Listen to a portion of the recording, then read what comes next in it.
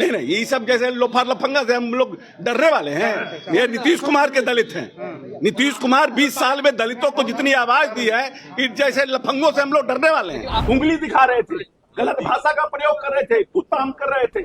असंसदीय भाषा का प्रयोग करना, रे बे तुम ताम करना, मैं समझता हूं कि ये दर्शाता है कि आरजेडी की जो हैसियत बिहार की जनता ने उनको दिखाया है, इनकी हैसियत उनके लायक भी नहीं। उन्होंने तो आज ये कर दिया कि आकर के गाली गलौज तक करने का काम किया। वो अपनी जगह छोड़कर मेरे जगह पर आए, तो हमारे पर कैसे आरोप लगा रहे हैं? ये तो सब फुटेज है ना। और सभापति ने कहा है ये लोग दलित विरोधी हैं। जिस तरह से माननीय विधान परिषद के सभापति के नियमन के बाद नाराबाजी करना और सभापति के खड़े होने के बावजूद ट्रेजरी बेंच के पास आकर के और असंसदीय भाषा का प्रयोग करना, रे बे तुम ताम करना, मैं समझता हूं कि ये दर्शाता है कि आरजेडी की जो हैसियत बिहार की जनता ने उनको दिखाया है, इनकी हैसियत उनके लायक भी नहीं। लोकतंत्र में जनता मालिक होता है और जनता ये निर्णय करता है कि किस राजनीतिक दल को आने वाले 5 वर्षों के लिए हमें ताकत देना है और जनता के हितों की रक्षा कराना है। लेकिन जिस तरह से बिहार विधान परिषद में खास करके जिस तरह से 1-2 सदस्यों ने कल भी अब संसदीय भाषा का प्रयोग करना भारतीय जनता पार्टी के एक सदस्य के द्वारा के लिए, और माननीय पूर्व उप मुख्यमंत्री जी ने तो पूरा वेल क्रॉस कर ट्रेजरी बेंच तक आ गई। और आज खुद एक उनके नेता जो अपने आप को बहुत पढ़ा लिखा मानते हैं और समझते हैं कि सबसे ज्यादा दुनिया का नॉलेज हमारे पास है और मैं चलता फिरता इंसाइक्लोपीडिया हूं, उन्होंने तो आज ये कर दिया कि आकर के गाली गलौज तक करने का काम किया। मैं समझता हूं कि वीडियो फुटेज में है, माननीय सभापति ने इसका संज्ञान लिया है, भविष्य में इस पर कुछ न कुछ निर्णय करेंगे। ऊपर आरोप लगा रहे हैं कि आप लोगों ने। अच्छा, आप ये बताइए कि क्या मैं अपने जगह से हिला? क्या मैं अपने जगह से हिला जहां मैं बैठा था? वो किस जगह से मेरे जगह पर आए? वो अपनी जगह छोड़कर मेरे जगह पर आए, तब हमारे पर कैसे आरोप लगा रहे हैं? ये तो सब फुटेज है ना। और सभापति ने कहा है ये लोग दलित विरोधी हैं। इनको ये पचता नहीं है कि प्रदेश का जो 20% आबादी दलितों की है वो मुखर हो रहा है, अति पिछड़ों का है वो मुखर हो रहा है, अल्पसंख्यकों का है वो मुखर हो रहा है। ये जो 20 बरस पहले इनके राजपाट में जिस तरह से लाठी पिलावन और लाठी घुमावन और तेल पिलावन रैली करते थे, उसी तरह की अराजकता आज विधान परिषद में भी फैलाने की कोशिश कर रहे थे। इसलिए कि उनको बिस्कोमान में हरवाए हैं। और क्या, बिस्कोमान में कब्जा करके बैठे हुए थे, बिस्कोमान से बुरी तरह से हारे हैं, तो इनका उसका खमियाजा विधान परिषद में हमसे उतार रहे हैं। नहीं, कल की घटना और आज की घटना ये क्या दर्शाती है? जिस तरह से कल वो भी बेल में आ गया, ऐसा लग रहा है ना कि जानबूझ से किया जा रहा है। नहीं, ये तो मैं कह रहा हूं ना कि ये फिर ये लोग की मानसिकता अलग है।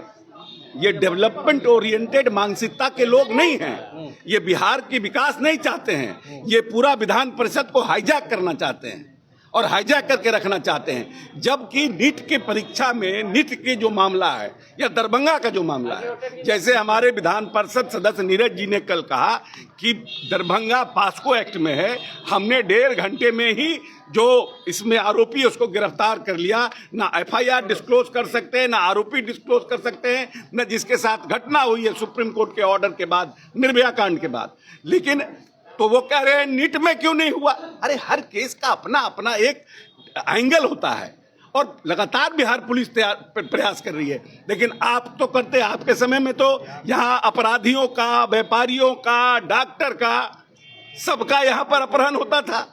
और अपहरण कौन कराता था, कैसे होता था, पूरे बिहार की जनता जानती है। तभी तो आपको 25 सीट पर पहुंचा दी। क्या दलित सदन के अंदर भी सुरक्षित नहीं है। अब देखिए ना भाई, नहीं नहीं, ये सब जैसे लोफा लफंगा से हम लोग डरने वाले हैं। ये नीतीश कुमार के दलित हैं। नीतीश कुमार 20 साल में दलितों को जितनी आवाज दी है, इन जैसे लफंगों से हम लोग डरने वाले हैं। लेकिन जिस तरह से जो हमारा आपको लड़ना है, ये सड़क पर लड़िए, देखे कितनी ताकत है आप में। नहीं, हाथापाई नहीं, जिस तरह से वो अप्रोच उनका था, वो अमर्यादित अप्रोच था। उंगली दिखा रहे थे, गलत भाषा का प्रयोग कर रहे थे, तू ताम कर रहे थे और मेरे पास आकर के कर रहे थे। तो इस तरह से तो वो एक तरह से हमारी आवाज को दबाना चाह रहे हैं ना। ये सदन की लड़ाई सड़क तक जाएगी, जैसे आप कह रहे हैं कि आइए। ये तो इनको बिहार के दलित इनको सबक सिखाएंगे, आरजेडी वालों को। अभी आपने कहा कि बिस्कुमान में क्योंकि ये हार गए, इसका कारण है, आपको लगता है कि ये भी एक बड़ा पॉइंट है? हाँ भाई, है पॉइंट। बिस्कुमान में चुनाव हारे हैं, विशाल इनको हराए हैं, अब मेरी महती भूमिका रही है। आगे जो नीतीश कुमार का विधान परिषद में अमर्यादित भाषा का प्रयोग करेगा, उसका विरोध हम लोग करते रहेंगे। इस तरह से माननीय विधान परिषद के सभापति के नियमन के बाद नाराबाजी करना और सभापति के खड़े होने के बावजूद ट्रेजरी बेंच के पास आकर के और असंसदीय भाषा का प्रयोग करना, रे बे तुम काम करना, मैं समझता हूँ ये दर्शाता है कि आरजेडी की जो हैसियत बिहार की जनता ने उनको दिखाया है, इनकी हैसियत उनके लायक नहीं है। लोकतंत्र में जनता मालिक होता है और जनता ये निर्णय करता है किस राजनीतिक दल को आने वाले 5 वर्षों के लिए हमें ताकत देना है और जनता के हितों की रक्षा कराना। लेकिन जिस तरह से बिहार विधान परिषद में खास करके जिस तरह से 1-2 सदस्यों ने कल भी अब संसदीय भाषा का प्रयोग करना भारतीय जनता पार्टी के एक सदस्य के द्वारा के लिए, और माननीय पूर्व उप मुख्यमंत्री जी ने तो पूरा वेल क्रॉस कर ट्रेजरी बेंच तक आ गई,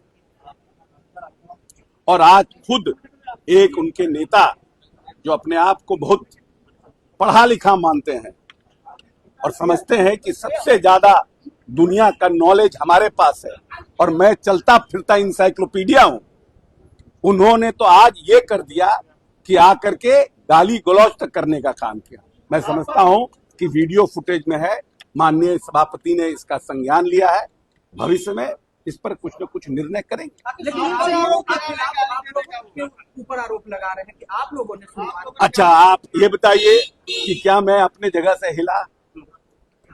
क्या मैं अपनी जगह से हिला जहां मैं बैठा था? वो किस जगह से मेरे जगह पर आए? वो अपनी जगह छोड़कर मेरे जगह पर आए, तो हमारे पर कैसे आरोप लगा रहे हैं? ये तो सब फुटेज है ना। और सभापति ने कहा है ये लोग दलित विरोधी है, इनको ये पचता नहीं है कि प्रदेश का जो 20% आबादी दलितों की है वो मुखर हो रहा है, अति पिछड़ों का है वो मुखर हो रहा है, अल्पसंख्यकों का है वो मुखर हो रहा है। ये जो 20 बरस पहले इनके राजपाट में जिस तरह से लाठी पिलावन और लाठी घुमावन और तेल पिलावन रैली करते थे, उसी तरह की अराजकता आज विधान परिषद में भी फैलाने की कोशिश कर रहे थे। इसलिए कि उनको बिस्कुमान में हरवाए हैं, और क्या, बिस्कुमान में कब्जा करके बैठे हुए थे, बिस्कुमान से बुरी तरह से हारे हैं, तो इनका उसका खमियाजा विधान परिषद में हमसे उतार रहे हैं। कल की घटना और आज की घटना क्या दर्शाती है? जिस तरह से नहीं, ये तो मैं कह रहा हूं ना, ये फिर ये लोग की मानसिकता अलग है।